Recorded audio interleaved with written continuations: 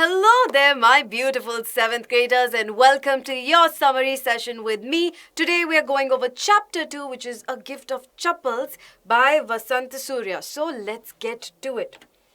Now, as I just told you, A Gift of Chappals is a story written by Vasant Surya, and it's about the innocence of children and their mischievous nature, and how, despite everything, all the naughtiness that they do, they still have a heart of gold. So it starts off with this young girl called Mridu who is visiting her aunt Rukmani's house. She, along with her grandmother Tapi, go to Aunt Rukmani's house, and as soon as Aunt Rukmani opens the door for Mridu, her two cousins come rushing in and rushing out. And as soon as the two cousins come rushing out, they try to drag Mridu back to the backyard. Meanwhile, Mridu notices that there are these chappals outside the house. They're black chappals, but they're covered in dust, so they've turned grey. And she could see the print of the foot on each chappal, and she could make out that the toes on the chappals were really long, thin. And she just looked at those odd chappals and wondered for a second whom they belonged to. But she didn't have much time to think about it because her two cousins, Ravi and Meena, dragged her to the backyard. Now, excitedly, Ravi takes Mridu right to a spot in the backyard where he has a little kitten who is kept in a football. And that little kitten is drinking milk out of a coconut shell. And Ravi talks about how it's such a difficult job to hide this little pet animal from the rest of his family, because if Pati, his grandmother, finds out that there is a kitten in the house, then she will leave immediately. He also talks about how it's so difficult to get milk also for this kitten, because he had to lie to his Pati. He had to say that he wants to drink milk so that Pati wouldn't suspect anything. And he quickly went out, gave the milk to the kitten, ran back to the kitchen, washed the tumbler himself, and all of this that he had to do for this little cat. Then he starts talking about the ancestry of this little cat. He says that this cat is very, very special because it's a descendant of the cat which was in the Pallava emblem. Now, Pallava was a dynasty long time ago, and they had an emblem which was a lion, and according to Ravi, this little kitten right here was a descendant of that Pallava, Mahabalipuram Rishi cat, Pallava lion. And in fact, that Pallava lion was also a descendant of an Egyptian cat god. So he has this cooked up story about his little kitten, and he has named the little kitten Mahendran, which Mridu finds very amusing because it's a real name and not a cute kitty cat name. And in fact, Ravi says it's not just Mahendran, it's Mahendra Varma Pallava Punnai, MP Punnai for short. So Mridu and Meena give a look to each other, and they sort of laugh internally at Ravi and how he loves talking and he makes up all of these stories. As this is happening, suddenly they hear this really bad screechy sound from the house, and they look and they see that Lalli, the Ravi and Meena's sister, Mridu's other third cousin, is learning how to play the violin. And she's doing a really bad job. And next to her is her violin teacher, this bony man with a bony structure, who's almost bald, just had a few tufts of hair, oiled hair on his head, wearing a gold chain and a diamond ring and a veshti, which is a dhoti. And he's sitting and playing the violin very easily, as if it just comes very naturally to him, like a train falls naturally on its tracks. Whereas Lalli playing the violin sounded like the train was going off track, or the train was derailing. So they make fun of Lalli a little bit, observe the violin teacher, and then go about their business.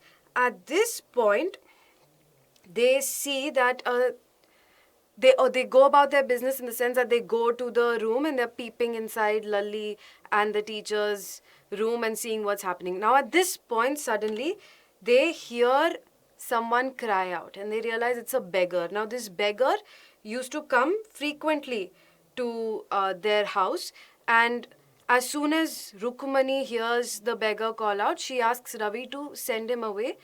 And The beggar hears Rukmani screaming that out loud and says that, oh, please don't do that. It's because of these kind ladies of the house that I have been surviving for so long. And I know you will help me out and you won't turn me away. But Party says that, he comes every day and this is not okay. So we need to send him away. We're not giving him anything today. Now, these three kids, they go, they see the beggar, and when they're trying to send him away, they notice that his feet are really blistered. And the beggar also says that it's so hot outside. Even if you're not giving me anything, at least let me rest for a little while, because the tar on the road is so hot and I don't have chappals and my feet cannot take it. Now, looking at the state of the beggar's feet and how he was expressing his own pain and agony, Mridu felt really sad. She started tearing up and she said that it's not fair. He needs chappals. And then Ravi, who's the practical one, says, okay, I know it's not fair, but we cannot just say that. We need to do something about it. And my chappals are too small for him. Your chappals are too small for him. So we need to go around the house and look for chappals. Now, at this point, suddenly Mridu remembers the weird chappals she saw in the beginning as when she was entering the house. And she goes and gets those and she says, these are perfect. They'll fit the beggar perfectly. So they give away those chappals to the beggar and the beggar happily goes away. Then Lali's violin class gets over. As soon as her violin class gets over, the music teacher and Lali come out and the music teacher starts looking for his chappals, which are nowhere to be found. So then Lali and the music teacher are looking frantically around every corner of the house to find the chappals, and Rukmani comes out. Rukmani looks at the three kids who are usually very naughty but are just silently sitting there under the tree. She is a little suspicious, so she asks, have you seen anybody lurking around? And then she realizes that it's probably them who have done something. So they ask him, did you have anything to do about this? And then they confess that the beggar needed chappals. Their chappals weren't fitting him, so they decided to give away these chappals to him. To this, Mridu thinks that Rukmani is going to get very angry. The music teacher gets very angry, says that, I bought those chappals recently. They were new chappals, which is obviously a lie because they looked very old and dusty. Said, I went to Mount Road to get those chappals. Now, what am I going to do? And then Ravi, to kind of make up for what he had done, says that you keep telling us stories about Karn, who gave away his gold earrings to someone in need. To which Rukmani says that he gave away his things, not other people's things. So this goes on for a little bit and Rukmani says, okay, you know what, I'm just going to go get Gopu Mama's chappals to give to the music teacher. So she goes, she gets Gopu Mama's chappals, which were brand new, gives them to the music teacher. The music teacher is very happy that he's gotten a much better pair of chappals, but he pretends as if he'll just make do with these chappals. So he wears those chappals and he goes away. Now Mridu and the other kids were a little scared that they're going to get a scolding, but instead Rukmani ends up laughing, saying that it's a good thing that Gopu Mama doesn't wear his chappals to work, but I wonder what he's going to say when he comes back and he cannot find his chappals. So that is the end of the summary, and like I told you in the beginning, it's about how these kids, even though they were naughty, had somebody else's best interest in mind. Even though they lied about the kitten, it's because they were caring for the little animal. Even though they gave away someone else's chappal, they gave it away to somebody who was in more need of those chappals.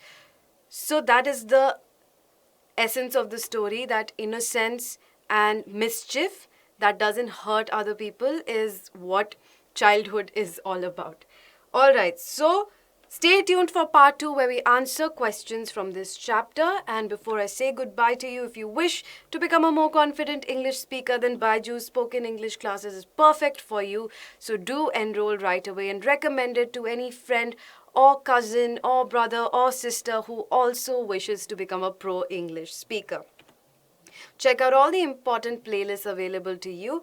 And do remember to like the sessions if you're liking them so that we know that they're helping you. Subscribe to the channel so that we know that you are getting benefits out of this channel. And press the bell icon so you don't miss out on any of the updates. Your like, Each of your subscriptions, they mean a lot to us. We get to know that all our hard work is paying off. So please, small gesture goes a long way. I will see you next time. Till then, you take care and do stay tuned for part 2.